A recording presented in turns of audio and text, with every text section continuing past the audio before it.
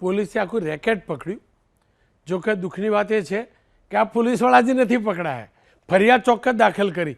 પોલીસે એકદમ ગંભીરતાથી લીધું. જિલ્લા પોલીસ વડાએ એકદમ ગંભીરતાથી લીધું. સસ્પેન્ડ કરી દીધા ત્રણે ત્રણને.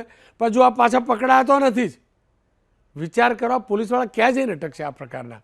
હું આખા પોલીસની વાત નહીં કરતો મોટાભાઈ, હું કબૂલું જ છું કે પોલીસ અધિક્ષકે જબરજસ્ત કાર્યવાહી કરી છે, પણ હજી પકડાયા નથી પાછા. અરે દેખો રોનકભાઈ, એ કોઈ જગ્યાએ જઈ શકવાના નથી.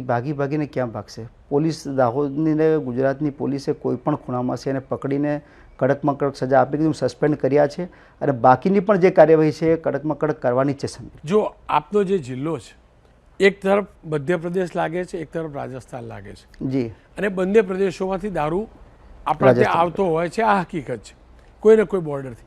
આ સંજોગોમાં કેટલું જરૂરી છે પોલીસ વિભાગમાં પણ શુદ્ધિકરણ થાય તે.